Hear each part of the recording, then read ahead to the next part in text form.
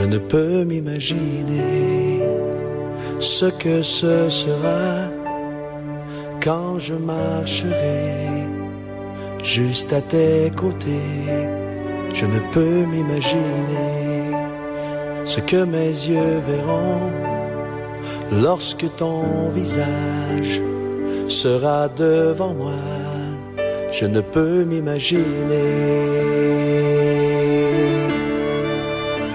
Je ne peux m'imaginer.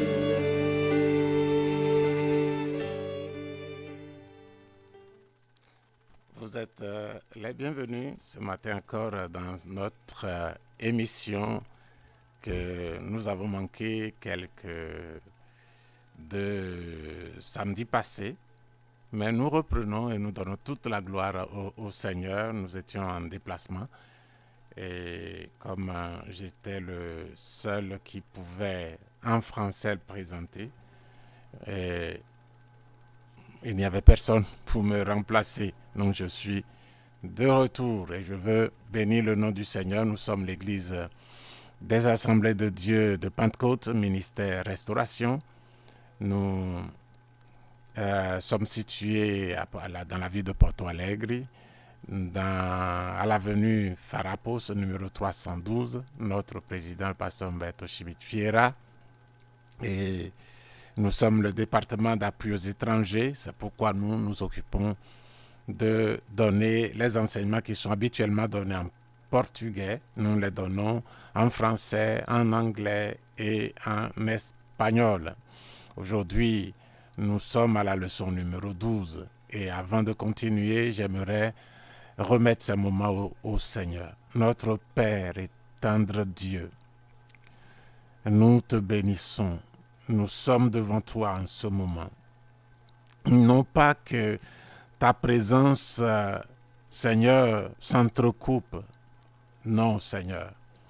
Parce que nous sommes en train de faire quelque chose de particulier que nous voulons te confier. Toi qui es Dieu, qui soutient toutes choses. D'abord, qui a créé toutes choses et qui soutient toutes choses par ta parole puissante. Nous fléchissons nos cœurs devant toi, nos genoux devant toi, notre être tout entier devant toi. Et nous reconnaissons en toi la pleine seigneurie qui gouverne le monde, la pleine souveraineté sous qui toutes choses demeurent soumises. Nous remercions, Seigneur Dieu, nous te remercions pour le salut, pour la grâce et pour la possibilité qui nous est offerte de nous approcher continuellement de toi, de vivre en toi. Seigneur, merci pour ces moments. Nous prions que cette émission soit placée entre tes mains, toi, le Dieu de l'univers, afin que tu l'utilises uniquement pour ta gloire. Je prie que toute personnalité humaine s'efface, quitte. Je prie et je demande que tout ce qui est humain s'en aille et que le divin, Seigneur, se saisisse de l'opportunité pour parler avec des âmes, avec des hommes, des femmes avec qui tu veux communiquer. Fais-le ce matin, notre Dieu. Seigneur Jésus, nous te bénissons, nous te louons, nous t'adorons de nous avoir, oh Dieu, associés à un si grand salut. Sois remercié, Seigneur, et sois adoré pour toujours, au nom de Jésus.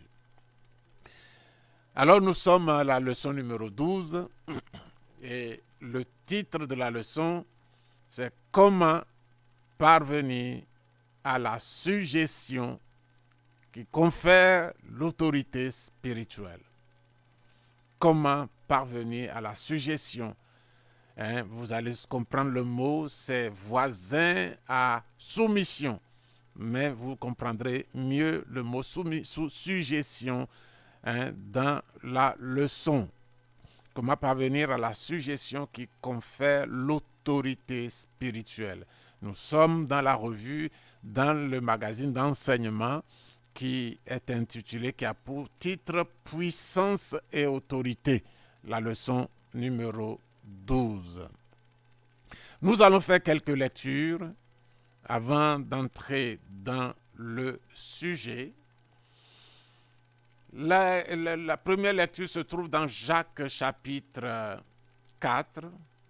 Jacques 4, le verset 6 et 7. Jacques 4, verset 6 et 7. Et ce qui est écrit ici, il accorde, vous suivez à l'écran, il accorde au contraire une grâce plus excellente. C'est pourquoi l'Écriture dit, Dieu résiste aux orgueilleux, mais il fait grâce aux humbles. Soumettez-vous donc à Dieu et résistez au diable, et il fuira loin de vous. La seconde se trouve dans Matthieu chapitre 26, versets 36 à 46. Nous allons lire ensemble ces 10 versets. Suivez attentivement. Là-dessus, Jésus alla avec eux dans un lieu appelé Gethsémane. Et il dit aux disciples, asseyez-vous ici, pendant que je m'éloignerai pour prier. Il prit avec lui Pierre et les 2 fils de Zébédée. Et il commença à éprouver de la tristesse et des angoisses. Il leur dit alors, mon âme est triste jusqu'à la mort. Restez ici et veillez avec moi. Puis, ayant fait quelques pas en avant, il se jeta sur sa face et pria ainsi. Mon Père, s'il est possible que cette coupe s'éloigne de moi. Toutefois, non pas ce que je veux, mais ce que tu veux. Il vint vers les disciples qu'il trouva endormis et il dit à Pierre, vous n'avez donc pu veiller 1 heure avec moi. Veillez, priez, afin que vous ne tombiez pas dans la tentation. L'esprit est bien disposé, mais la chair est faible. Il s'éloigna une seconde fois et pria ainsi, mon Père, s'il n'est pas possible que cette coupe s'éloigne sans que je la boive, que ta volonté soit faite. Il revient et les trouva encore endormis, car leurs yeux étaient appesantis. Il les quitta et s'éloignant, il pria pour la 3e fois, répétant les mêmes paroles. Puis, il alla vers ses disciples et leur dit, vous dormez maintenant et vous vous reposez.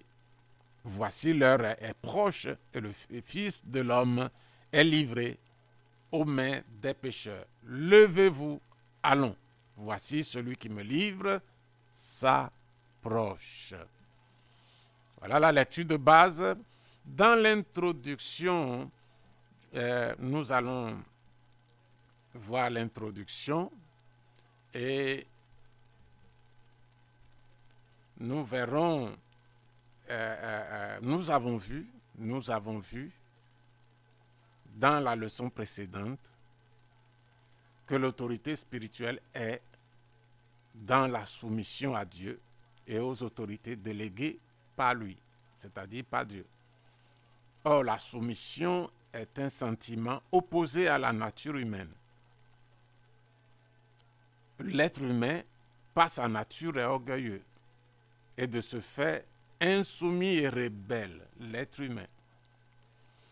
La soumission est répugnée par l'orgueil humain, est rejetée par l'orgueil humain.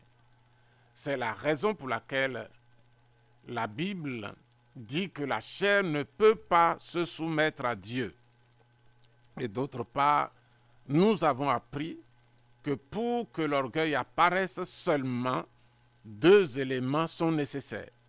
Pour que l'orgueil apparaisse, seulement 2 éléments sont nécessaires. Le libre arbitre et l'admiration de ses propres qualités ou la possibilité d'avoir plus de qualités. Toutefois, les 2 objectifs doivent être recherchés. Pour que l'être humain puisse atteindre le niveau de la vraie soumission, il y a 2 choses qui doivent se passer. La destruction de l'iniquité appelée orgueil et le contrôle de son libre arbitre par le Saint-Esprit. Or, si l'être humain est intrinsèquement orgueilleux, il ne pourra atteindre ses objectifs que grâce à une puissance extérieure. Il apparaît donc nécessaire d'avoir la puissance de Dieu pour y arriver. Pour parvenir à cette grâce, il doit reconnaître son incapacité et sa dépendance de Dieu. Cette séquence logique est clairement démontrée par Jacques, comme nous le verrons par la suite. Donc,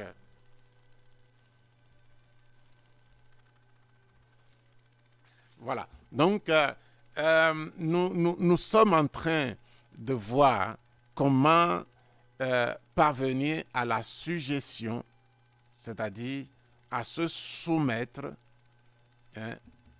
pour que nous recevions l'autorité spirituelle. Et nous avons fait la lecture des textes et nous voyons, comme nous l'avons toujours répété, que la nature humaine, elle est opposée. Elle est opposée à la soumission. L'orgueil que nous avons, que tous les êtres ont, tous les hommes, même ceux qui se réclament d'être des plus humbles, se réclamer ainsi parfois et souvent la preuve que l'orgueil agit.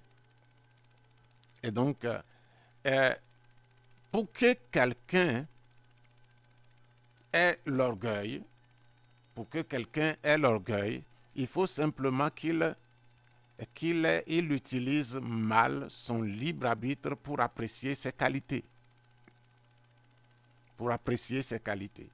Et donc, l'orgueil étant ce qu'il est, personne n'a la force de le vaincre. Personne. L'orgueilleux n'a pas le pouvoir de se délivrer, de se libérer de son orgueil. Il faut une puissance extérieure qui vienne travailler. Et pour que cette puissance extérieure travaille, il faut que nous reconnaissions que nous sommes incapables et nous sommes dépendants, absolument dépendants de Dieu pour vaincre. Et quand nous reconnaissons la chose ainsi, alors nous pouvons nous ouvrir à Dieu pour qu'il travaille, pour nous amener à sortir de l'orgueil. Donc, c'est quelques pas que nous voulons suivre dans cette leçon. Et premièrement, nous allons voir l'humilité. L'humilité comme point de départ pour l'obtention de l'autorité spirituelle. L'humilité comme point de départ pour l'obtention de l'autorité spirituelle. Voilà. Donc, dans cette leçon, nous allons passer par le petit 1, la reconnaissance de son propre orgueil, qui est la clé de l'humilité. Voilà. Après, il y a une question que tout le monde peut se poser. Et si apparemment nous avions raison? Nous allons le voir. Et en 3, nous verrons la conséquence pour celui qui rejette l'humilité. La clé est l'humilité pour vaincre l'orgueil et plaire à Dieu et entrer en possession de l'autorité spirituelle.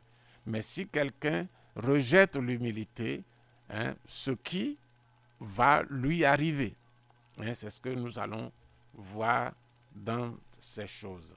Donc, premièrement, la reconnaissance de son propre orgueil qui est la clé de l'humilité. L'épître de Jacques nous montre le passage. L'épître de Jacques nous montre le passage suivant. Jacques nous dit dans son chapitre 4, versets 6 et 7, et nous l'avons déjà lu, il accorde au contraire une grâce plus excellente. C'est pourquoi l'Écriture dit, Dieu résiste aux orgueilleux, mais il fait grâce aux humbles. Et donc le 7 dit, soumettez-vous donc à Dieu, résistez au diable et il fuira loin de vous. Il n'y a aucune façon de se soumettre au Seigneur sans la grâce de Dieu. Il n'y en a pas. Il n'y a aucun moyen de recevoir sa grâce sans humiliation. La grâce de Dieu qui nous qui nous amène à l'humilité vient de Dieu. Et on ne peut pas l'atteindre sans humilité. C'est un paradoxe. On ne peut pas atteindre l'humilité sans la grâce de Dieu, sans que Dieu nous donne la capacité d'y arriver. Et nous ne pouvons pas aussi recevoir la grâce, cette grâce qui vainc l'orgueil sans humiliation. Vous allez voir la nuance entre humilité et humiliation. C'est un paradoxe apparent. La clé de l'humiliation est la reconnaissance de son propre orgueil. L'humilité, c'est l'état de celui qui reconnaît son propre orgueil. C'est l'état de celui qui s'humilie. Et donc, l'humilité que Dieu veut du chrétien est la reconnaissance de son incapacité à se soumettre à Dieu. C'est la disposition à reconnaître son propre orgueil et à y renoncer. C'est de reconnaître que sans Dieu, je n'y parviendrai pas. Je ne peux pas y parvenir sans lui. Et reconnaître cela, reconnaître son propre orgueil et savoir que sans Dieu, on ne peut pas y arriver. Et renoncer à cet orgueil. Vous savez, renoncer à l'orgueil ne veut pas dire vaincre l'orgueil. Renoncer, c'est une attitude intérieure où on s'oppose. On s'oppose. Et il y a quelque chose là auquel on s'oppose. Et ça, c'est renoncement. Qu'on ne veut pas. Et il est là, mais on ne veut pas. On a décidé qu'on ne veut pas. Et ça, c'est le renoncement. Et l'orgueil est dans la vie de tous les hommes. Mais ceux qui seront agréables à Dieu seront ceux qui l'ont découvert, qui savent qu'ils sont orgueilleux, qui savent qu'ils ont le problème de l'orgueil et qui maintenant le reconnaissent et s'y opposent. Et disent que tu ne vas pas rester, je ne vais pas te laisser libre cours dans ma vie et je te renonce. Cependant, quand on renonce, il devient notre ennemi. Quand on ne le reconnaît pas, il fait partie de notre vie. Mais quand on le reconnaît et qu'on y renonce, il devient notre ennemi et nous le surveillons et Dieu nous donne la grâce progressivement de le vaincre. En d'autres termes, être humble, c'est avoir une disposition à accepter la réprimande, tout en combattant la tendance naturelle de l'autodéfense, de l'autojustification. L'homme naturel, quand on l'accuse de quelque chose, quand on lui reproche quelque chose, la réaction normale qu'il adopte, c'est s'auto-défendre, s'auto-justifier. Et il justifie, se défend et il justifie ce pourquoi on lui fait des reproches. Cette tendance a été induite par l'orgueil. L'autodéfense, l'auto-justification est la preuve qu'il y a de l'orgueil. Et alors, quelqu'un peut dire que quand on est reproché, on peut avoir raison ou pas. Le reproche peut être fondé ou pas fondé. Et si apparemment nous avions raison, quelqu'un pourrait se demander, se poser cette question. Il est vrai que nous serons très injustement blâmés. Il arrivera certainement, mes frères, il arrivera certainement des fois, pas une seule fois, que nous soyons blâmés injustement. Injustement. Par nos responsables, par les autorités que Dieu nous a données. Cependant, devant chaque réprimande, il vaut mieux se taire. Si nous voulons entrer dans le chemin de l'humilité, devant chaque réprimande, il vaut mieux se taire. Et ensuite méditer sur la question, l'analyser à la lumière de la parole de Dieu et dans la prière. Si nous concluons que la réprimande était fondée ou excessive, il n'y aura pas de mal à cela, même si nous trouvons dans notre analyse que la réprimande était excessive, il n'y a pas de mal à ça. Il n'y a pas de mal à ça.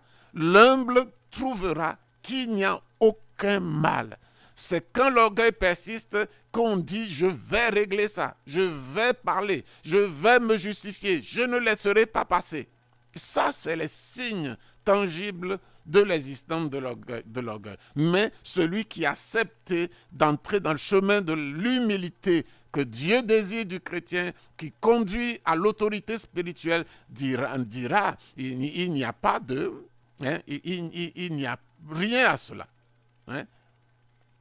Il n'y a pas de mal à cela. Et si ce n'est le fait d'être humilié, j'ai été humilié, mais j'apprends à être humble. On ne peut pas apprendre à être humble sans être humilié. Celui qui veut vaincre la peur, il doit confronter la peur. Celui qui veut être humble et qui comprend la valeur de l'humilité dans la vie d'un chrétien, dans la vie d'un enfant de Dieu, doit confronter l'humiliation. C'est en traversant l'humiliation que derrière, si on la traverse correctement, selon Dieu, que derrière, l'humilité commence à apparaître dans notre vie. La barrière que Dieu mettra devant celui qui cherche l'humilité pour qu'il la traverse, c'est l'humiliation de toutes sortes. Dieu va tester, Dieu va nous apprendre à réagir, parfois mal, mais de plus en plus mieux, en confrontant l'humiliation. Et ici, si même nous avions raison, il n'y a pas de mal à ça. Nous sommes en train d'apprendre quelque chose qu'on appelle l'humilité. Et donc, l'humiliation est le seul devoir que Dieu va nous donner à faire. La seule épreuve, le seul examen que Dieu va nous donner à faire, va donner à quelqu'un qui cherche à être humble, c'est l'humiliation. Et quand il traverse correctement, il aura une note, 12 sur 20, 15 sur 20, 17 sur 20, 18 sur 20, et puis voilà, il pourra continuer à grignoter quelques territoires encore. Voilà, donc il n'y a pas d'humilité sans humiliation. Et donc si on avait raison, ce n'est pas grave, il n'y a pas de mal à ça, on n'emprunte que le chemin normal. Cependant, si nous ripostons instinctivement à une critique, alors que la réprimande était bien méritée, nous aurions perdu une excellente occasion de grandir et de nous améliorer. Mais si nous trouvons dans la réprimande quelque chose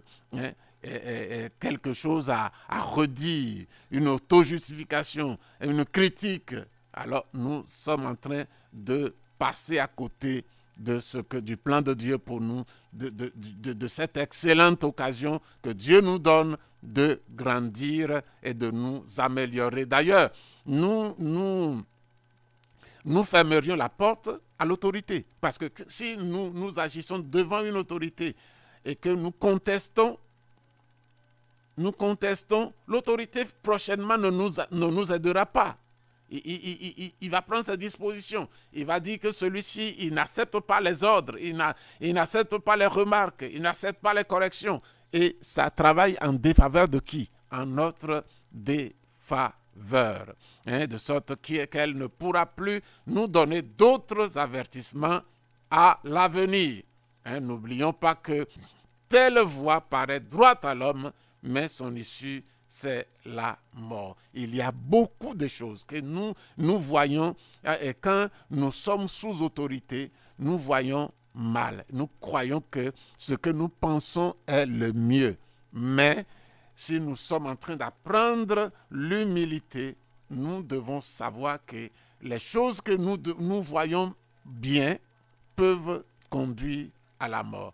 Les revendications qui nous paraissent bien dans notre logique à faire devant notre responsable, devant l'autorité qui nous conduit, peuvent paraître bien, justifiables. Mais le résultat de cette réaction sera lamentable, sera quelque chose qui ne va pas travailler pour notre bien. Nous ne devons jamais oublier que l'orgueil naturel de l'être humain l'amène à se considérer sage à ses propres yeux et à rejeter le reproche. J'ai regardé dans ma vie et j'ai trouvé ces traces. Il n'est pas facile à l'homme de recevoir des reproches, la bouche fermée, et de dire merci. Il y en a même qui peuvent le faire, mais leur cœur est dans une autre direction. Mais il y a de rares personnes qui sont à l'école de Dieu et qui, après avoir échoué plusieurs fois, ont compris qu'il faut avancer, il faut s'améliorer, il faut prendre le taureau par les cornes. C'est taureau qu'est l'orgueil, de le prendre par les cornes et de commencer à le maîtriser, non pas à le maîtriser entièrement tout de suite parce que c'est impossible, mais avec Dieu à le maîtriser progressivement. C'est à l'école de Dieu. Et Dieu sait que notre nature ne va pas disparaître en un seul jour, en une seule épreuve, et il patiente. C'est pourquoi la Bible dit l'amour est patient. L'amour, c'est Dieu. Avant que nous nous approprions de l'amour et que la Bible nous parle ainsi que l'amour est patient, c'est Dieu lui-même qui est patient. Et il nous forme. Il prend son temps. Il nous forme. Ce qui est le meilleur pour nous, c'est de collaborer avec lui au rythme qu'il a trouvé que nous pouvons supporter. Et ne pas être plus lent que Dieu, parce que s'il veut que nous allions à un certain rythme, c'est qu'il nous en a donné la force.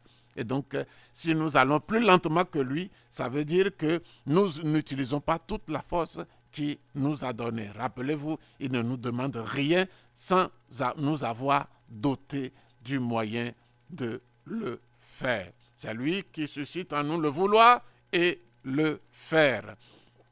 Nous devons comprendre que Dieu nous donne des occasions qu'il ne faut pas rejeter. Il ne faut pas se considérer comme sage à ses propres yeux pour rejeter le reproche, rejeter les corrections. Notre vie doit être une vie silencieuse, une vie qui analyse à la lumière de la parole de Dieu, une vie qui reçoit tout comme de Dieu. Vous savez, je voudrais dire que c'est Dieu qui nous donne chaque minute. Pour ceux qui aiment Dieu, pour ceux qui sont nés de nouveau, c'est Dieu qui nous donne chaque minute, chaque heure de chaque jour. Et donc, il a rempli ces choses, ce temps d'activité, des choses bonnes. Toute grâce excellente et tout don parfait descendent d'en haut, du Père des Lumières, il est écrit. Et donc, toutes ces choses sont bonnes, sont parfaites. C'est des grâces excellentes, des dons parfaits. Mais dans la logique humaine, il y a des choses qui sont difficiles que Dieu nous donne dans les journées. Par exemple, les reproches. Et même des reproches qui peuvent aller même jusqu'à des cris sur nous. Dieu a mis ça dans la journée. Et alors, quand nous les recevons, nous devons savoir que ça vient de Dieu. Proverbe 26, verset 12, nous avertit. Voyez-vous un homme sage à ses propres yeux? Un homme sage à ses propres yeux. Il y a plus à espérer d'un insensé que de lui. Ça veut dire qu'un insensé est plus utile qu'un homme qui est sage à ses propres yeux. Donc, si après examen et prière, d'un reproche pour lequel nous ne sommes pas d'accord, que nous avons quelques remarques à faire, nous devons examiner, nous devons prier, nous devons voir ces choses à la lumière de la parole de Dieu. Et alors, si nous ressentons l'orientation de Dieu, et Dieu dira, tais-toi, ça va passer, je suis en train de te former. Ou bien, il dira, ok, cet aspect va discuter avec ton supérieur. Et donc, il y aura des éclaircissements possibles. Mais il faut agir suivant la direction de Dieu, demandant au leader ou celui qui a adressé la réprimande ce qu'il voulait dire, puis essayer de lui clarifier vos pensées. Non pas se défendre, non pas s'auto-justifier, mais clarifier vos pensées. Mais si tout cela, l'Esprit de Dieu vous dit que ce n'est pas nécessaire, n'y allez pas. Ne tentez pas l'aventure. Restez silencieux, supportez, priez. Ça vous fait mal, mettez-vous devant Dieu. Et c'est ce mal-là que Dieu veut que votre cœur ressente pour commencer à réagir dans la bonne direction. Le pasteur Humberto donne son expérience ici, dit dans mon expérience pastorale, j'ai pu voir que si le reproche est infondé et que le réprimandé va au pied du Seigneur, cherche la présence du Seigneur, le Saint-Esprit convainc le leader jusqu'à ce qu'il se décide de revenir parler avec le réprimandé pour régler correctement la situation. Et ça, Dieu a clairement travaillé pour nous. Mais je crois que pour nous, les chrétiens, pour ceux qui aiment Dieu, il est merveilleux, il est beaucoup mieux de laisser Dieu travailler pour nous. Voilà une expérience merveilleuse qui favorise la croissance et la communion entre les deux protagonistes, le leader, le responsable, l'autorité et celui qui est sous l'autorité. Voilà, donc on dit souvent le chrétien n'a pas raison. Le chrétien n'a jamais raison. La raison est toujours dans le Christ. Et il plaide la cause du chrétien. Nous devons remettre tout entre les mains du Seigneur et laisser le Seigneur plaider notre cause. En 3, la conséquence pour celui qui rejette l'humilité. Il sera combattu par Dieu. Si une personne ne veut pas reconnaître son propre orgueil, Dieu lui résistera. Il n'y a pas d'autres iniquités dans la Bible qui soient un affront à Dieu plus que l'orgueil. Il n'y en a pas. Dieu est celui qui subit directement l'orgueil de l'homme. Pour cela, l'orgueilleux ne pourra jamais trouver une place dans une église qui sert vraiment Dieu. Soyez rassurés. L'orgueilleux, s'il y a dans une église des orgueilleux, des gens qui ne se sentent pas concernés par le problème de l'orgueil, c'est que Dieu n'est pas là-bas. L'orgueil est sorti d'une seule personne au ciel et Dieu les a chassés, il a contaminé une partie du ciel et il les a précipités loin du ciel. Une église dans laquelle le Saint-Esprit vit ne va pas accepter l'orgueil. même si quelqu'un essaie de soutenir un orgueilleux dans cette église, même si le pasteur le traite avec faveur, même si les chrétiens l'embrassent, il aura cependant un qui lui résistera. Le Seigneur lui-même va lui résister. Tout le monde peut aimer l'orgueilleux dans l'église, mais le Seigneur seul va lui résister. Il ne fera jamais le plaisir de Dieu, du Seigneur. Dieu résiste à l'orgueilleux. Et ce n'est pas le diable qui jette l'orgueilleux hors de l'église, mais c'est Dieu lui-même qui le vomit. Le diable, lui, il fait tout pour que l'orgueilleux reste dans l'église, pour corrompre l'église. Mais Dieu le vomit. Dieu le vomit. Dieu résiste aux orgueilleux et il ne peut demeurer l'orgueilleux ne peut demeurer sur la sainte montagne de Dieu, comme il est dit dans Ézéchiel chapitre 28, le verset 16. Lucifer voulait faire son siège, s'asseoir sur la montagne de l'assemblée. Et il a été précipité de là. Maintenant, nous allons voir l'exemple de l'humilité en Jésus-Christ. Jésus-Christ, exemple de l'humilité. L'exemple de Jésus dans le ciel, ce que nous allons voir premièrement.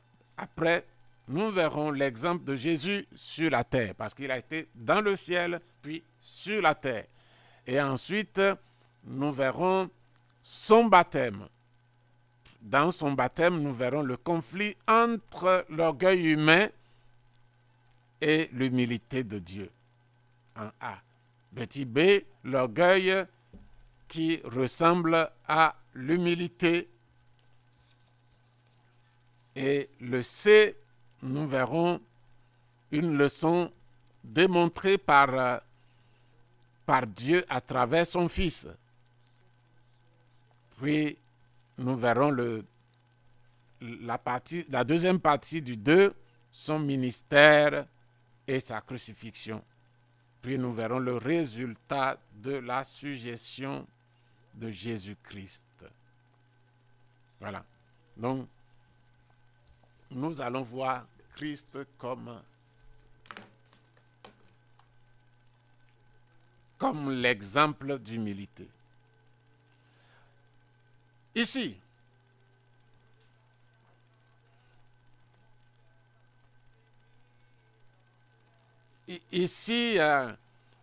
l'exemple de Jésus dans le ciel. L'orgueil et l'insoumission ont affecté le tiers du ciel. La queue du dragon a balayé un tiers des étoiles de Dieu. Avec son exemple dans le ciel, Jésus a démontré à tous les anges le meilleur résultat de son exemple dans le ciel. Il a démontré à tous les anges le meilleur résultat de prendre le chemin inverse à celui de Lucifer. Lucifer veut s'élever. Dans le ciel, il a fait ça. Puis, il a corrompu un tiers et ils ont été jetés dehors. Dans le même ciel, Jésus va prendre le chemin contraire, le chemin inverse à celui de Lucifer.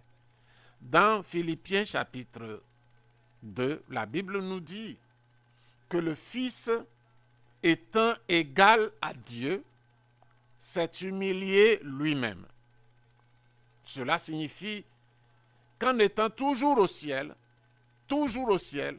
Jésus a laissé son trône et s'est dépouillé lui-même, laissant sa gloire. Laissant sa gloire. Nous allons le lire. Éphésiens chapitre 2.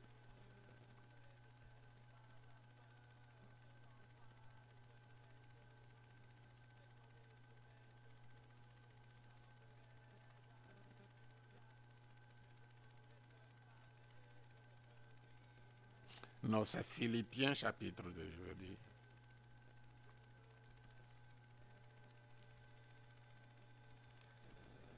Et dit au verset 6, lequel existant en forme de Dieu. Jésus existait dans le ciel en forme de Dieu. Il était égal à Dieu.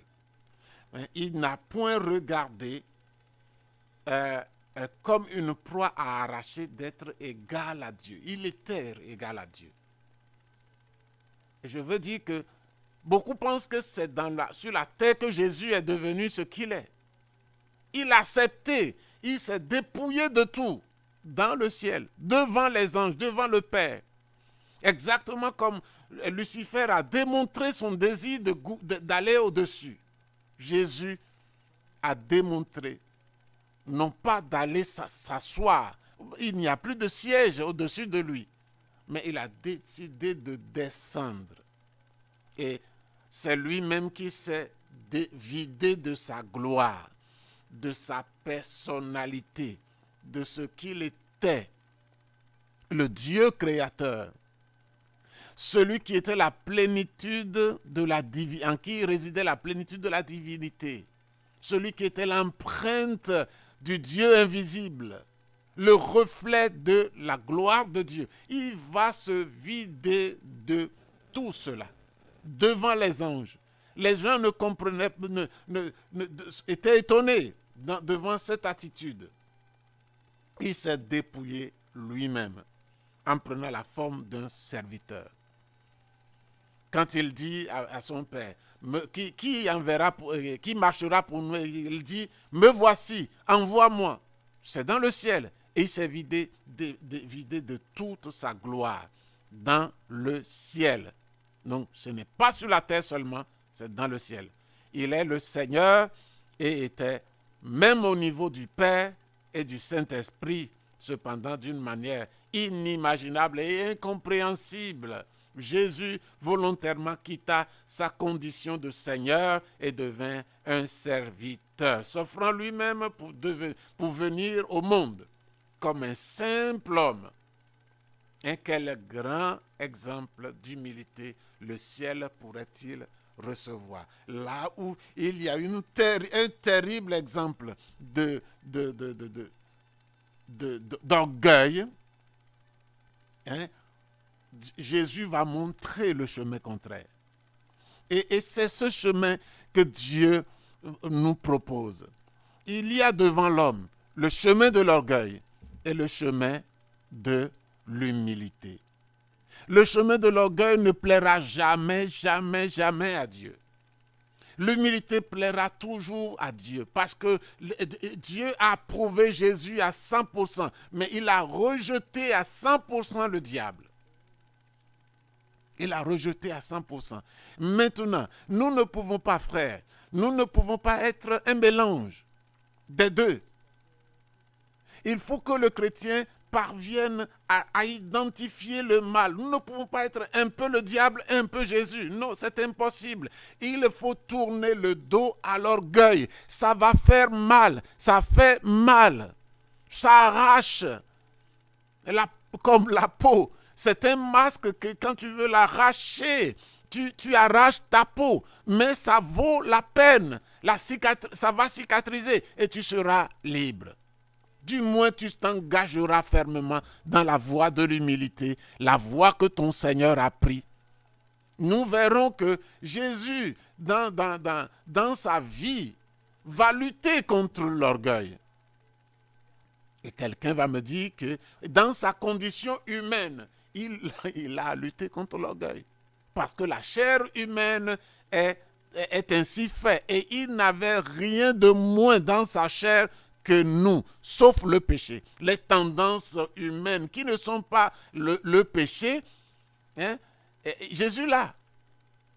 Ce qui était dans Lucifer avant qu'il ne pêche, il l'a aussi. C'est-à-dire, il a des qualités et il a le libre arbitre. C'est les deux choses seulement qui sont nécessaires. Les qualités et le libre arbitre. Et les qualités, Dieu en a donné à chacun. Même ce que nous disons, nous pouvons voir, injustement dire, oh, qu'il est vilain lui. C'est injuste. Dieu l'a créé comme ça. Mais même si nous qualifions quelqu'un comme ça, cette personne réussira à nous montrer, à se montrer ou à nous montrer qu'il a un aspect de sa vie dans lequel il est excellent. Et ça suffit pour qu'il devienne orgueilleux. Et Jésus va recevoir beaucoup d'opportunités pour être orgueilleux, mais il va les rejeter. Il a donné l'exemple d'humilité. Ici, au 2, l'exemple, c'est l'exemple de Jésus dans le ciel, ça. Maintenant, l'exemple de Jésus sur la terre. En s'humiliant lui-même, il est devenu un serviteur. Mais ce n'est pas, ça ne s'arrête pas là. Il n'est pas devenu seulement serviteur. Jésus, sur la terre, a répété son acte de soumission à Dieu. Son exemple dans le ciel est reproduit plusieurs fois sur la terre. Son humilité qu'il a montrée dans le ciel, il va le reproduire plusieurs fois sur la terre. Cependant, nous mettrons en évidence 2 moments particuliers de sa vie sur terre, son baptême et sa mort. Événements qui ont marqué le début et la fin de son ministère terrestre. Jésus a montré tout le long de toute sa vie, il a été humble. Il a vécu dans l'humilité. Il s'est soumis sans condition. Sans condition. Il a jeûné, il a prié, et il allait là où il ne voulait pas aller, mais le Père lui donnait d'aller. Il était soumis et humble. Par exemple, les 2 événements dont nous voulons parler, c'est son baptême. Il y a le conflit qui a eu lieu dans son baptême. Quand Jésus a eu 30 ans, où il devait engager son ministère, il est parti pour être baptisé par Jean-Baptiste. C'est d'ailleurs Jean qui baptise, c'est ce qui lui a valu le nom de Jean le Baptiste. Et donc, Jean a déjà présenté Jésus comme, en ce moment, Jean avait déjà présenté Jésus comme étant quelqu'un pour lequel il ne peut pas délier la courroie des chaussures qu'il porte. Je vous baptise d'eau pour vous amener à la repentance, dit-il, mais celui qui vient après moi est plus puissant que moi. Je ne suis pas digne de porter ses souliers. Lui, il vous baptisera du Saint-Esprit et de feu. Matthieu 3, 11. Et le lendemain, un des messagers remarquables, après un message ainsi remarquable sur le Messie, qui viendrait, Jésus arrive devant lui. Il a prêché hier et aujourd'hui, Jésus arrive devant lui, devant le fleuve Jourdain. Et l'Esprit de Dieu lui dit que voilà celui dont tu as parlé hier. Et Jean-Baptiste reconnut Jésus comme le Messie, comme celui qui baptise du Saint-Esprit et de feu, parce que Dieu lui a donné des signes qu'il a vus et il a reconnu Jésus. Mais maintenant, Jésus se présenta à lui pour être baptisé. Et Jean il va se produire là un choc intéressant. Sachant que Jésus était venu pour se faire baptiser par lui, Jean ne l'accepta pas. Il a dit non. Non. Je sais que tu es le Messie. Je sais que tu es le Fils de Dieu. Je sais que tu es celui qui baptise du Saint-Esprit et de feu. Et même tes chaussures, même vieilles chaussures, je ne peux pas les porter. Parce que tu es plus puissant que moi. Tu existais avant moi.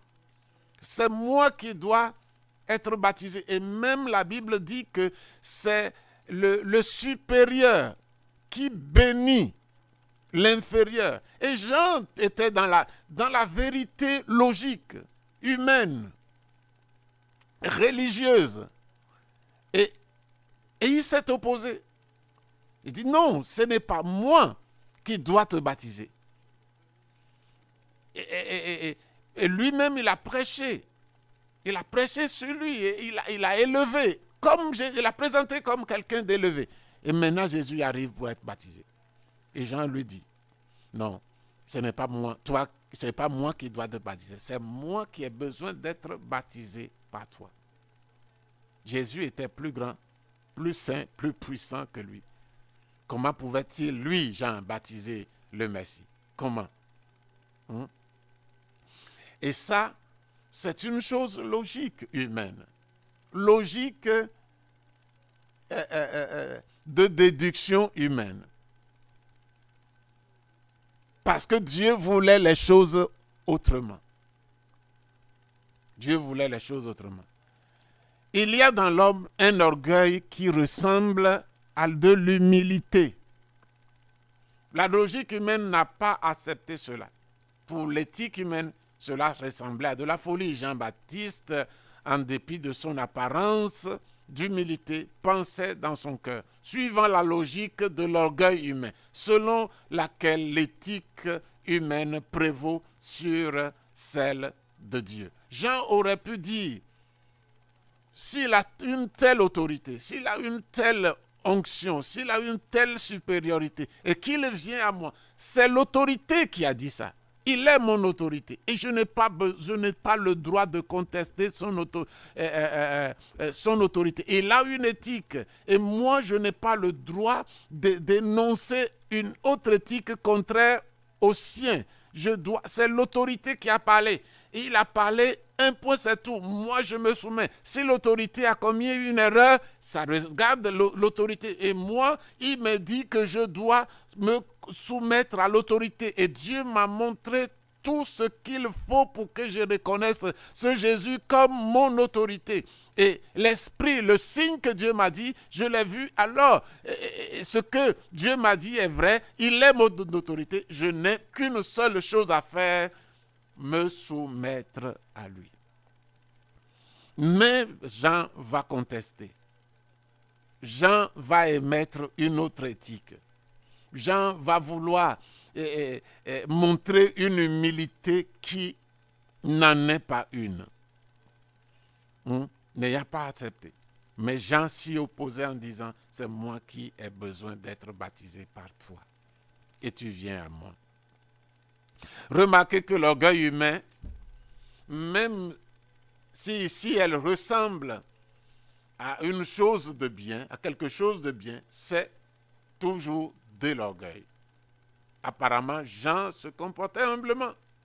Cependant, quand il s'est opposé à la volonté de Jésus, qui est son supérieur, qu'il a reconnu être son supérieur, il essayait de dire que ses pensées étaient meilleures que les pensées de Jésus.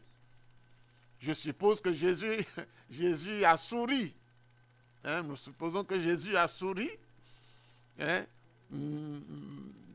C'est le moins qu'on puisse supposer.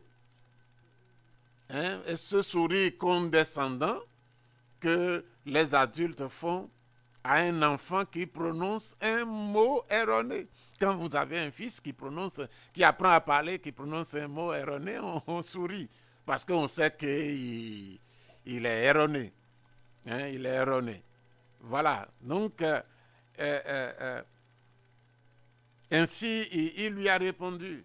Jésus a répondu à Jean. Jean, laisse faire maintenant. Car il est convenable que nous accomplissions ainsi tout ce qui est juste. Il ne l'a pas rudoyé. Il lui a dit, Jean, quand l'autorité parle, on fait ce que l'autorité dit. Il est normal. Ce qui est juste, c'est que le subordonné obéit à l'autorité. Et Jésus ne se souciait pas de la logique humaine, mais de la justice divine. Et par la justice divine, il devrait donner l'exemple d'humilité et accomplir la prophétie donnée par l'ange Gabriel, selon laquelle Jean-Baptiste serait son précurseur dans l'esprit et la puissance d'Élie, comme il est écrit dans Luc 1, 17. De la même manière qu'Élie laissa sa place à Élisée, Jean serait le précurseur de Jésus. Et de la même manière que l'onction d'Élie a été doublée sur Élisée, le ministère de Jésus serait supérieur à celui de Jean. Voyons une leçon démontrée par Dieu à travers son Fils. Dieu a démontré au monde que même son Fils accomplirait toute la justice afin de recevoir l'investiture de l'autorité par son acte de soumission à une autorité humaine déléguée par Dieu, à savoir Jean-Baptiste. Je veux m'arrêter là un peu. Jésus, sur sa route, a rencontré, étant fils de Dieu, a rencontré quelqu'un qui avait sur lui l'autorité déléguée par Dieu. Jean, qui était un homme. Jésus étant supérieur, à ce moment-là, Jean était celui qui exerçait l'autorité de Dieu. Et Jésus, délégué par Dieu. Et Jésus, connaissant la règle, s'est soumis à Jean. Et Jean a protesté et dit, non, Jean, tu ne peux pas changer cette affaire. Cette affaire te dépasse. Je connais l'origine de cette affaire. Donc, faisons les choses telles que Dieu les a faites. Laisse faire. Il est convenable que nous accomplissions ce qui est juste. Et donc, il s'est soumis, même à sa créature qui a reçu l'autorité déléguée de Dieu. Voilà comment nous devons vivre. Nos responsables, nos patrons, notre mari, nos maîtres d'école, nos professeurs, ce sont des autorités. Les autorités civiles, ce sont nos autorités. Et nous devons leur obéir aussi longtemps que ce qu'ils nous demandent n'est pas contraire à ce que la loi de Dieu, la volonté de Dieu a établi. Et donc, nous sommes devant cette réalité. Et quand Jésus s'est soumis à tout, vous voyez, quand Jésus, à la fin de son ministère, dans Marc chapitre 16, quand il a fini son ministère, il a dit, tout pouvoir m'a été donné. Tout pouvoir m'a été donné dans le ciel et sur la terre. Pourquoi tout pouvoir lui a été donné? Nous parlons ici de puissance et autorité. Tout pouvoir m'a été donné. Toute puissance et toute autorité m'ont été données. Dans le ciel et sur la terre. Pourquoi? Parce qu'il s'est soumis toute sa vie. Et il n'a pas dit ça au milieu de sa vie. Il a dit ça à la fin, après la résurrection. Après sa résurrection. Pourquoi? Parce qu'il a accompli toute la volonté de Dieu. Et sur tout le chemin, il a montré de l'humilité durant toute sa vie. Et il s'est soumis à tout ce que Dieu avait placé devant lui comme autorité. À Dieu, quand c'est Dieu qui est l'autorité directe, aux hommes que Dieu avait désignés comme autorité. Dans la circonstance où il se trouvait, il s'est soumis à tout. Souvenez-vous que quand Jésus guérissait les lépreux,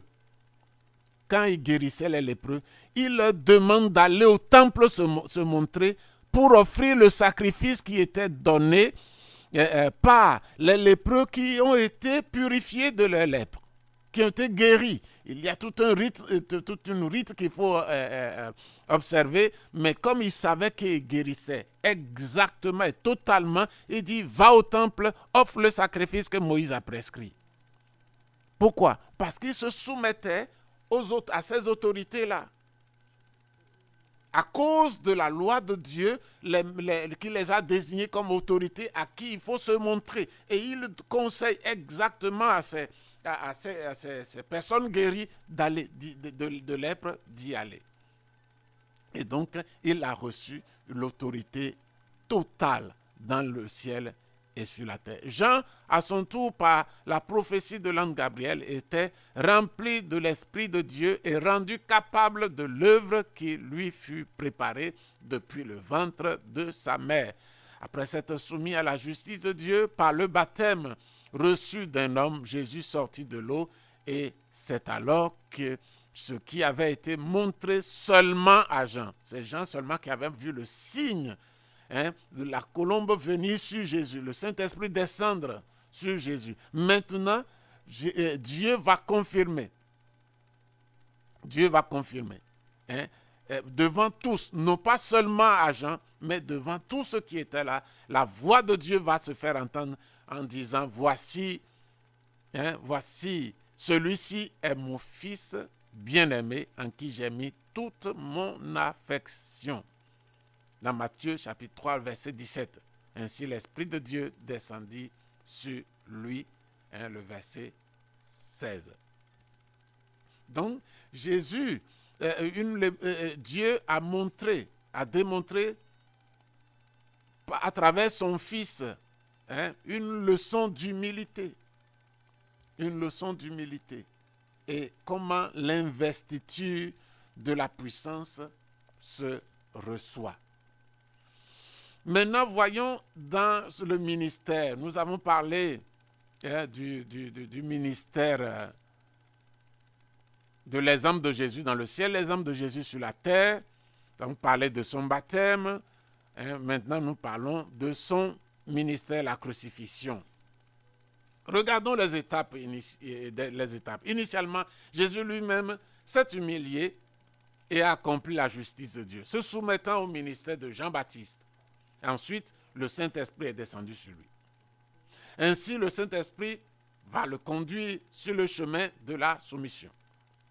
Tout d'abord, il va jeûner pendant 40 jours, 40 nuits, pour soumettre sa volonté à celle de Dieu. C'est lui qui a accepté que le Saint-Esprit veut conduire tout le monde, mais c'est nous qui devons accepter. Il ne peut pas nous forcer. Et Jésus s'est laissé conduire. Il jeûne pendant 40 jours, 40 nuits.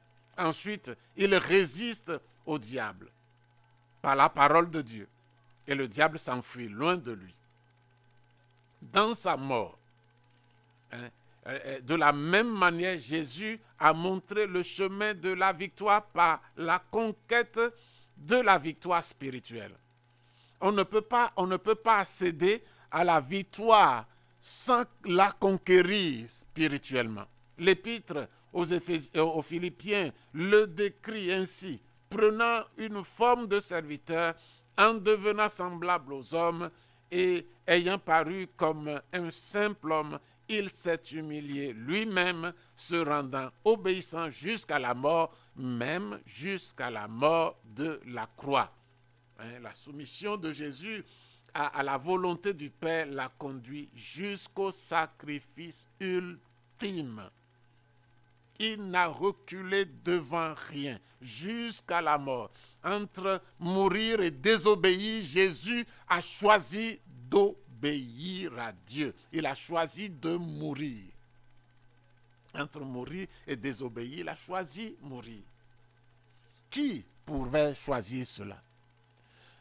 Entre adorer Dieu continuellement, dans la joie, dans la présence de Dieu, qui n'est pas quelque chose de mauvais, Satan a choisi être égal à Dieu. Laisser l'adoration pour chercher l'adoration. C'est ce qu'il a choisi. Et il a été précipité. Mais Jésus, entre désobéir à Dieu et obéir, et mourir, il a choisi mourir.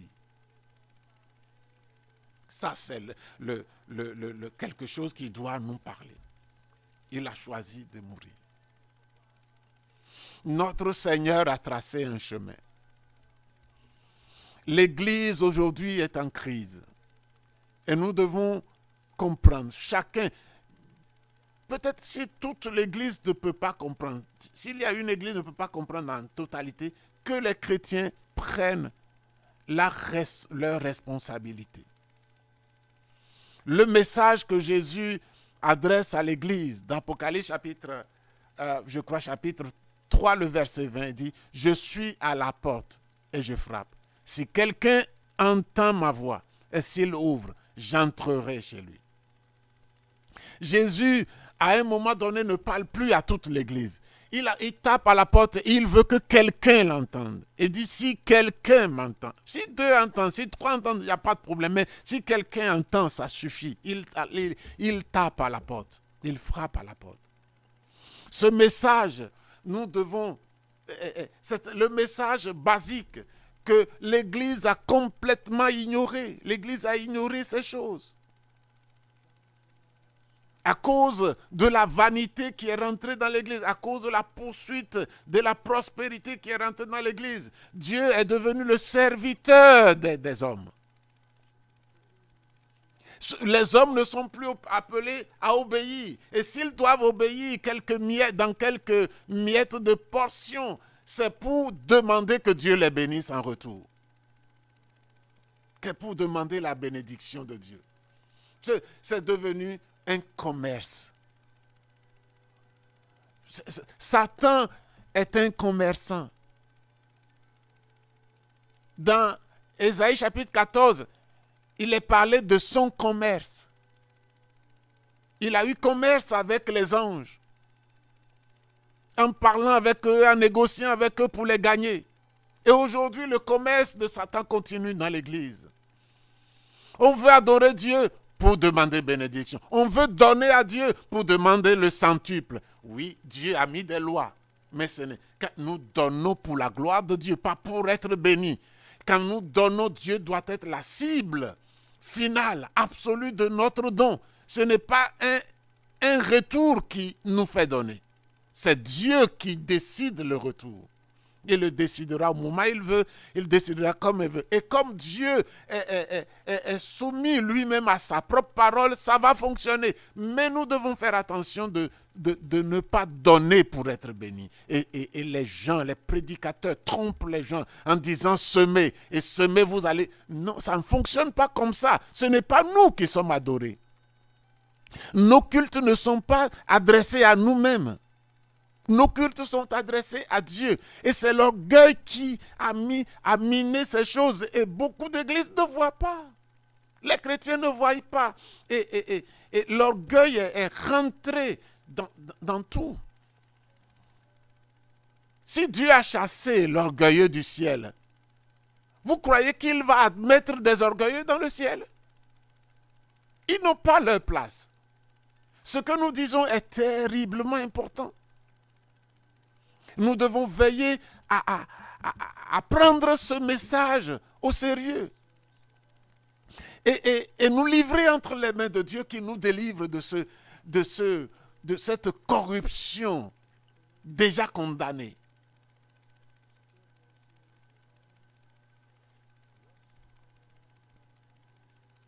Son ministère de crucifixion, il a choisi de mourir.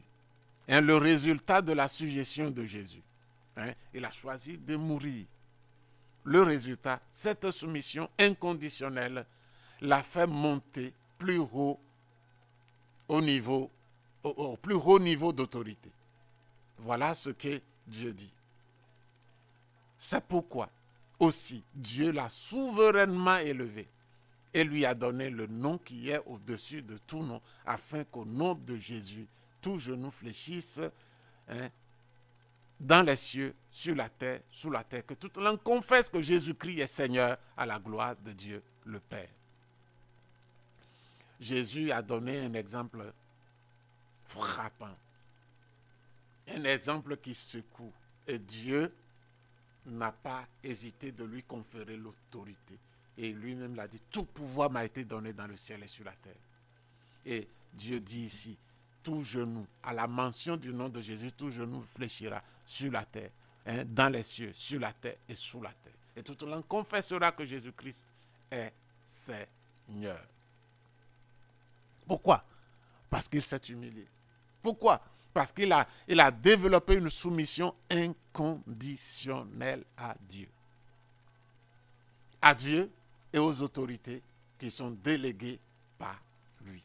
Quelques-uns vont penser que ce message est fait pour que les chrétiens se soumettent aux pasteurs, aux évangélistes, à leurs responsables, aux apôtres, aux prophètes, les yeux fermés. Non, non. Nous avons déjà donné des leçons dans le passé pour dire ceux qui sont soumis, nous sommes soumis à ceux qui sont soumis à l'autorité qui est au-dessus d'eux. Si je suis soumis, je suis diacre, soumis aux responsables des diacres.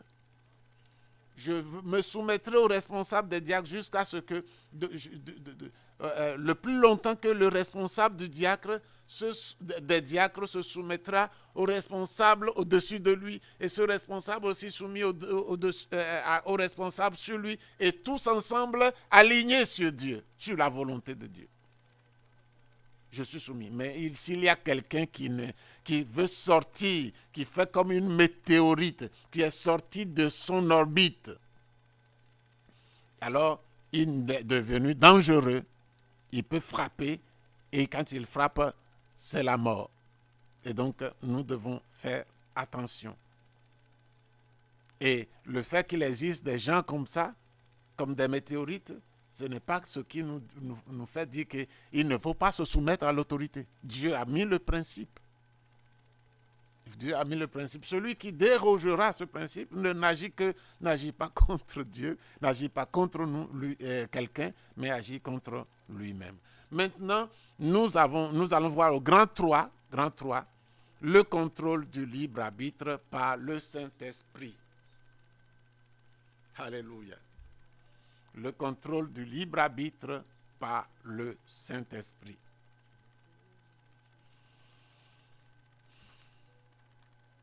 Et là, nous verrons la soumission, nous verrons que la soumission n'est pas l'absence de volonté propre.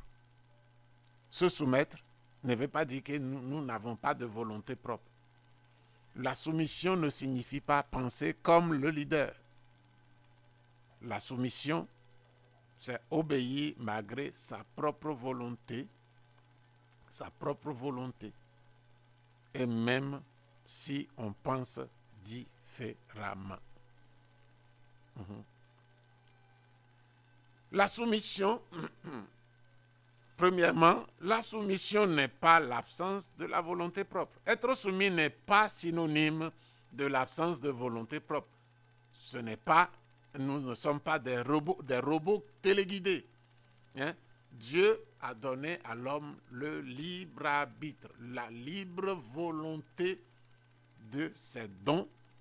Et quand Dieu donne quelque chose à l'homme, il ne le reprend pas. Il ne le reprend plus. Il a donné à l'homme le libre arbitre, la libre volonté. Et Dieu ne va plus reprendre ça. Si Dieu vous avait enlevé le libre arbitre, il ne recevrait aucune gloire de notre soumission. Si Dieu ne nous avait pas donné le libre arbitre, si nous n'avons pas la possibilité de dire oui à Dieu ou non, alors si nous disons oui, à quoi ça sert? Nous sommes une machine, un robot, ça ne nous a pas coûté des efforts, et Dieu n'en tirerait pas de gloire. Il ne tirerait pas de gloire de notre soumission. La soumission du chrétien au Seigneur ne constituerait pas une adoration en ce moment. C'est mécanique. Ça devait arriver, on ne peut pas faire autre chose que ça. Et Dieu ne se tirerait pas de gloire. Mais il nous a donné le libre arbitre pour que nous puissions avoir la possibilité de le rejeter ou de le choisir. La gloire de Dieu consiste en ce que, même disposant de notre propre libre arbitre, nous y renoncions pour favoriser la volonté de Dieu. Dieu comprend, et les personnes qui exercent une autorité spirituelle doivent agir ainsi. Si nous voulons plaire à Dieu, nous avons la possibilité de lui déplaire aussi. Et quand nous lui plaisons, nous choisissons de faire sa volonté, il s'en réjouit et dit, cette créature est reconnaissante. Cette créature m'aime. cette créature m'adore, cette créature me respecte, cette créature m'honore. Hein? C'est comme ça que Dieu veut. Et notre vie de chaque jour doit être une adoration. L'adoration, ce n'est pas seulement qu'on se met à genoux, qu'on se prosterne par terre, qu'on chante, qu'on loue Dieu et qu'après on désobéisse dans un commandement ou dans une chose que Dieu demande de faire et on fait le contraire. On fait le contraire. Il y a des choses qu'on peut faire consciemment, des choses inconsciemment. Oui. Et la communion avec Dieu, continuelle avec Dieu, fait que les choses qu'on pouvait faire inconsciemment, le Saint-Esprit nous l'amène à la surface et nous commençons à faire attention, à utiliser notre libre arbitre pour choisir ce qui plaît à Dieu. Et puis, c'est comme ça que notre vie continue progressivement à être semblable à la vie de Christ. Donc, la soumission ne signifie pas penser comme le leader. Ce n'est pas l'absence de volonté propre. Non, nous avons un libre arbitre. Mais ce n'est pas non plus que nous sommes obligés de penser comme le leader. Il arrivera plusieurs fois où on nous demandera de faire quelque chose où notre pensée n'est même pas là-bas. Parfois, il y a des serviteurs qui veulent que tout le monde pense la même chose que celui qui ne voit pas les choses comme eux sera mis de côté. C'est une erreur qui démontre l'orgueil. L'orgueil de ce serviteur lui enlèvera son autorité spirituelle parce qu'il il se met lui-même à une position au-dessus de Dieu. Dieu a donné à chacun de penser, une capacité de penser. La soumission ne signifie pas penser de la même manière que le leader, mais même pensant différemment, on se soumet à lui. C'est ça la soumission. Même ta pensée dit autre chose. Mais comme il est leader, et tu vois que tu vois qu'il est leader, tu te soumets. Hein? Nous voyons à Gethsémani l'exemple de Jésus. Et puis, ayant fait quelques pas en avant, il se jeta sur sa face et pria ainsi: Mon Père, s'il est possible que cette coupe s'éloigne de moi, toutefois, non pas ce que je veux, mais ce que tu veux. Ce que tu veux. Jésus a démontré que sa volonté en tant qu'homme était de ne pas subir la crucifixion. Et les gens pensent que Jésus n'avait pas une volonté, qu'il faisait tout. Non, en tant qu'homme, Jésus avait une volonté. Quand il sortait très tôt le matin pour aller prier, il pouvait continuer à dormir. Ce n'est pas quelque chose, une grue invisible qui est venue le soulever du lit pour aller prier. Non. Quand il allait dans les lieux pour prêcher et sujet à la fatigue, à la faim, ce n'était pas lui. Ce n'était pas quelque chose qu'il enlevait pour faire ça. Il décidait volontairement. Il aurait pu se rester quelque part, manger, se réjouir, se coucher, boire et se coucher tranquillement. Mais il disait que je dois m'occuper des affaires de mon Père. Il faut que j'aille dans ces bourgs, dans ces villages, prêcher l'évangile. Il faut. Il a dit que ma nourriture, c'est de faire la volonté de celui qui m'a envoyé d'accomplir ses œuvres. Il avait sa volonté, mais il a choisi volontairement de se soumettre. Et donc, c'est comme ça qu'il a mené sa vie, il a démontré sa volonté de se soumettre à Dieu continuellement. Cependant, sa soumission, dans sa soumission, Jésus s'est lui-même rendu au Père. Il s'est rendu au Père. Il avait déjà renoncé à sa propre volonté en priorisant la volonté du Père. Il a appris à s'y soumettre inconditionnellement en toute situation. C'est ce que nous devons apprendre. Tout en exposant sa propre volonté opposée à la volonté du Seigneur, pour dire qu'il comprenait que la volonté du Père était la seule chose qui comptait pour lui. Jésus n'est pas répréhensible, mais il a glorifié le nom du Père. Nous devons honorer notre Dieu par notre obéissance, par notre soumission. Et ce n'est pas une chose facile à la chair. Je suis chair comme vous.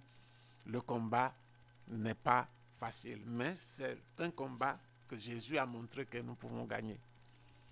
Finalement, la soumission, c'est obéir malgré sa propre volonté et même si on pense différemment.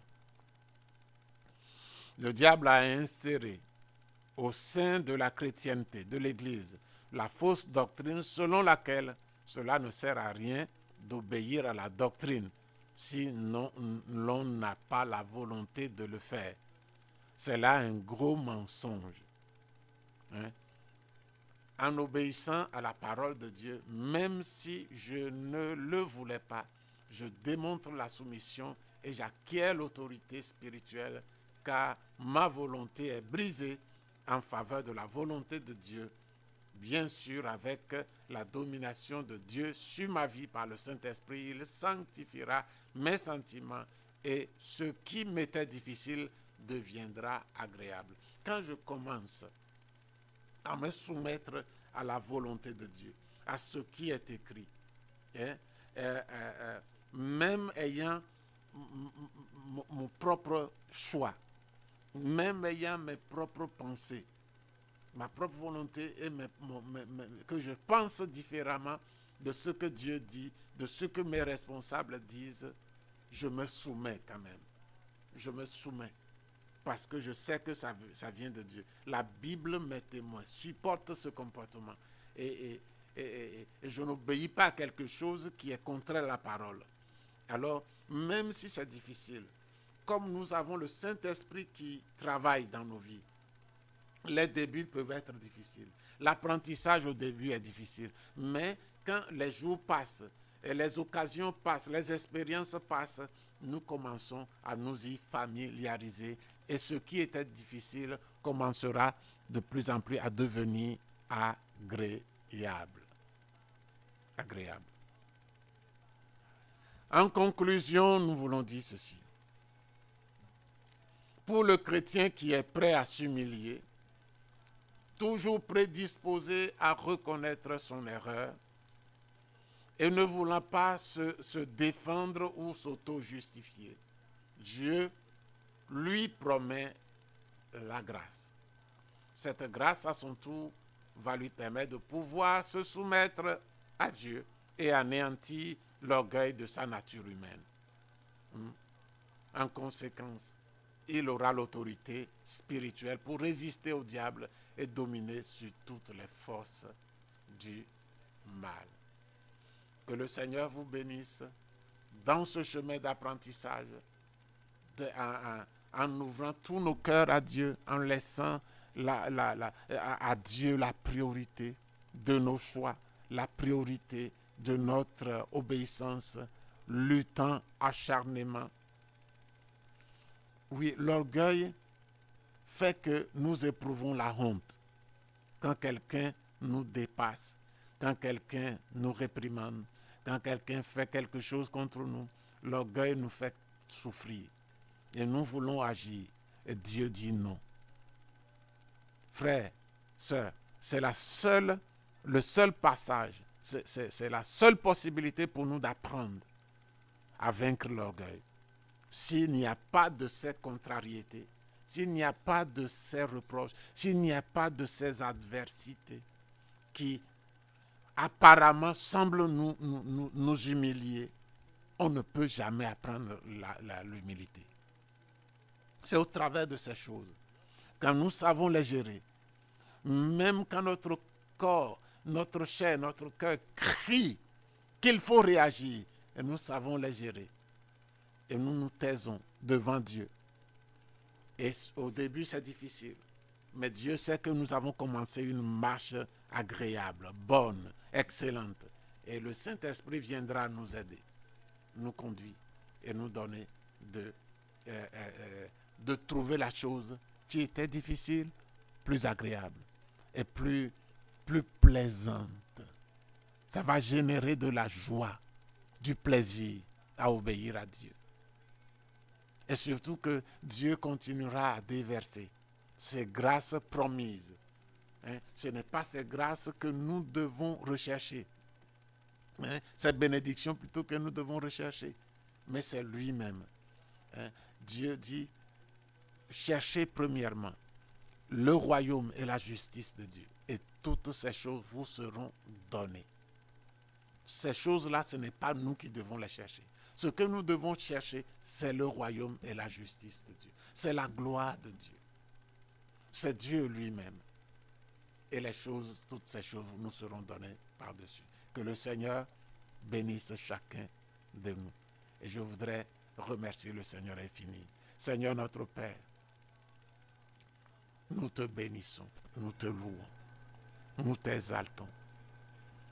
Et je prie en ce moment, Père, que tu aides chacun de nous, mes frères, mes sœurs et moi-même, pour que nous puissions, notre Dieu et Père, nous mettre dans la vérité, nous replacer dans la vérité,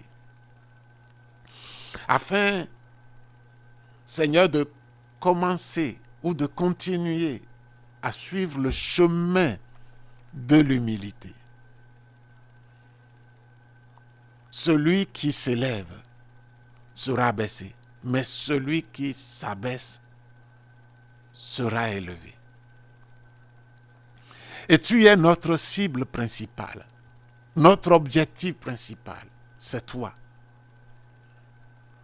Et nous voulons que tu règnes sur nos vies, que tu aies tous les mots à dire sur nous, en nous, pour nous. Nous nous soumettons à toi. Oh Dieu, aide-nous Seigneur. Nous n'avons pas un autre, ce n'est pas le monde qui est notre Seigneur. Ce n'est pas la chair qui est notre Seigneur. Ce n'est pas nous-mêmes qui sommes notre Seigneur. Ce n'est pas le diable qui est notre Seigneur. Nous avons un seul Seigneur, c'est Jésus-Christ, qui nous a montré le chemin qui plaît à Dieu. Et c'est lui qui est le chemin que nous suivons. Père, aide chacun. Père, je prie que tu aides chacun. Seigneur, que ta grâce vienne sur nous, sur chacune de nos vies, ceux qui sont maintenant à l'écoute et ceux qui le seront plus tard. Seigneur Dieu, je prie, toi, tout est possible à toi. Je prie que ta main puissante les touche et ils soient bénis de la communication du Saint-Esprit, Seigneur. À toi la gloire. Merci pour ces moments. Au nom de Jésus. Amen.